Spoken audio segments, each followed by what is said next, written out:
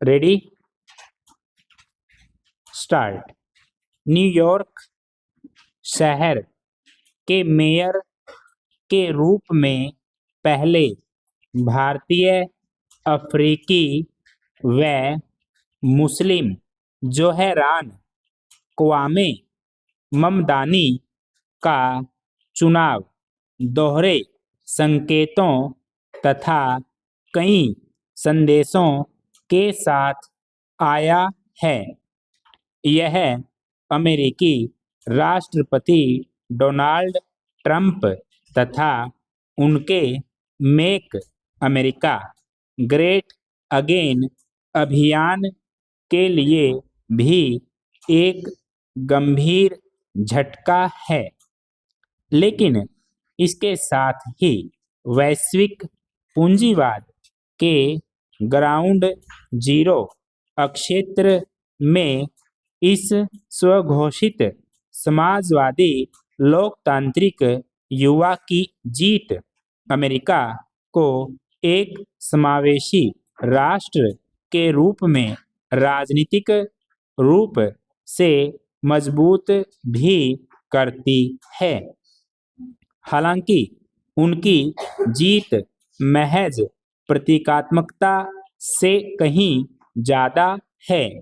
दुनिया अमेरिका के वैश्विक उत्पाद पर भी ध्यान दे रही है, जिसमें वह सुदूर देशों के खिलाफ सैन्य धमकियों, व्यापार व टैरिफ को एक हथियार के रूप में इस्तेमाल करता है। लंबे समय से चली आ रही व्यवस्था को चुनौती देते इन चुनावों के बाद ध्रुवीकृत अमेरिका और भी अधिक ध्रुवीकृत होता दिख रहा है। अमेरिकी राष्ट्रपति पद पर अपनी विजयी वापसी के पहले 10 महीनों में ट्रंप डेमोक्रेटिक पार्टी के अपने प्रतिद्वंद्वियों से मिली पहली गंभीर चुनौती में नाकाम रहे हैं, जिन्होंने न्यू जर्सी और वर्जीनिया में भी गवर्नर पदों के चुनाव जीते हैं। ट्रंप और उनकी पार्टी ने देश की अर्थव्यवस्था के लंबे समय से बंद रहने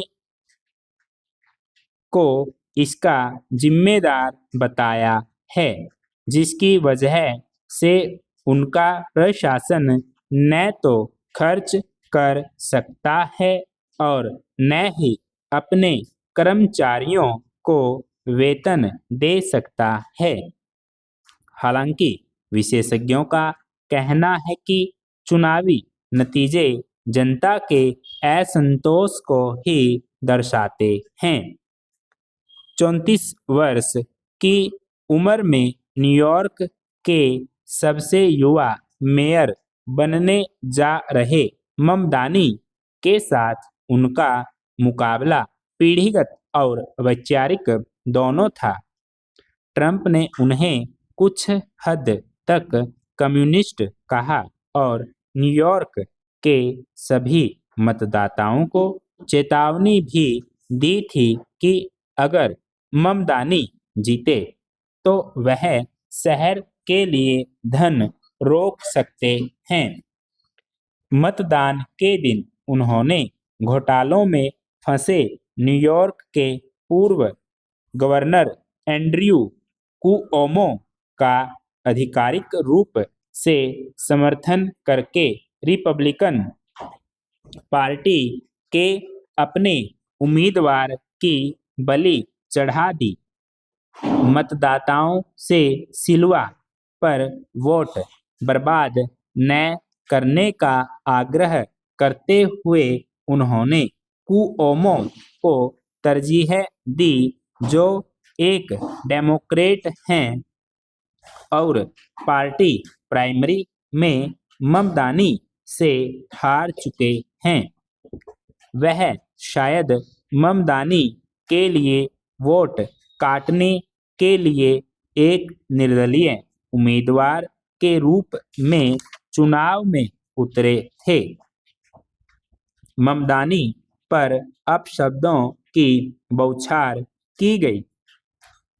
अरबपति एलन मस्क ने उन्हें ममदूमी या जो भी उनका नाम हो कहकर मजाक उड़ाया, लेकिन ममदानी जो एक वर्ष पहले तक एक अनजान राज्य विधानसभा सदस्य थे, ने एक जोशीला अभियान चलाया जिसमें बॉलीवुड के संवादों का इस्तेमाल तो शाहरुख खान की शैली में बाहें फैलाकर अपील की गई।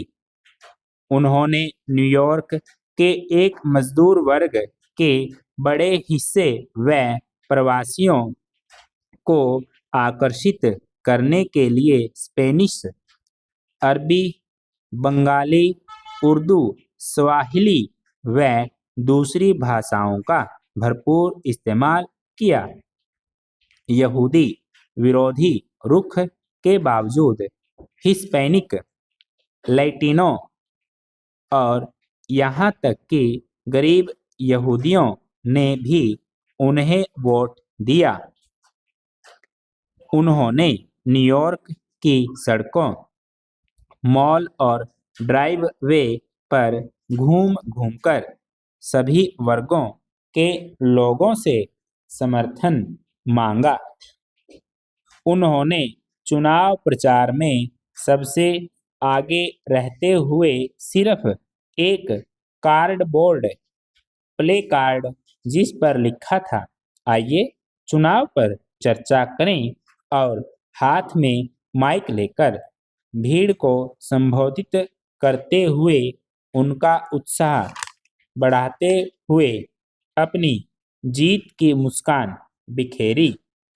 उनके प्रतिद्वंद्वी उनकी विजयी मुस्कान के आगे थके हुए लग रहे थे और सिर्फ अपने अनुभव के नाम पर उनको घेरने की कोशिश कर रहे थे, लेकिन वे भूल गए कि ममदानी एक हाउसिंग काउंसलर की तरह गरीबों को किफायती आवास दिलाने में मदद कर रहे थे।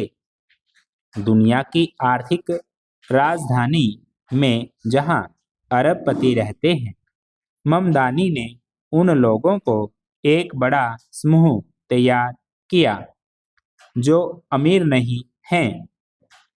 न्यूयॉर्क, जो अमेरिका का सबसे बड़ा शहर होने के साथ ज्ञान और बेहतर जीवन के आकांक्षी लोगों को आकर्षित करता है, का यह चुनाव एक वैश्विक घटना की तरह हो गया था। ममदानी की उपस्थिति ने एशिया और अफ्रीका, उनके भारतीय युगांडाई वंश, मुस्लिम जगत तथा उन सभी लोगों को आकर्षित किया जो ट्रंप के दुनिया पर हावी होने के तरीके से परेशान थे। इस दौरान सोशल मीडिया पर अभूतपूर्व ढंग से विभाजनकारी बहसें चलीं, मानो धर्म युद्ध का युग लौट आया हो।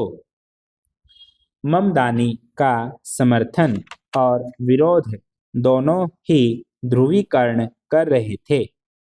जो लोग समर्थन कर रहे थे वे इस्लामोफोबिया का विरोध कर रहे थे और इसे यथास्थिति के खिलाफ विद्रोह बता रहे थे। साथ ही जो लोग विरोध में थे वे चाहते थे कि हर मुसलमान पश्चिम छोड़ दे और जहां से आया है वहीं लौट जाए।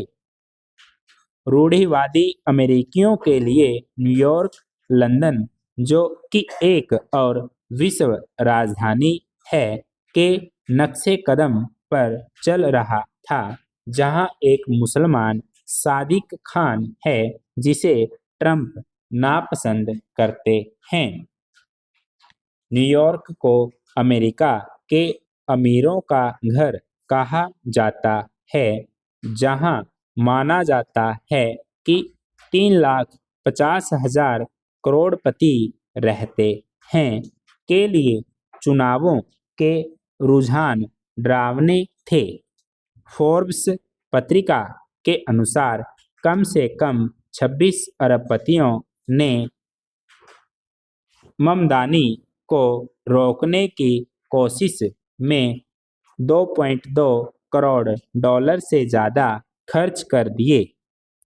इनमें 2 ऐसे भी थे जिन्होंने पहले उनका समर्थन किया था, लेकिन बाद में पाला बदल लिया। माइक ब्लूमबर्ग ने कुओमो का समर्थन करने वाले एक समूह को $15 लाख का और दान दिया। हालांकि अपनी सभी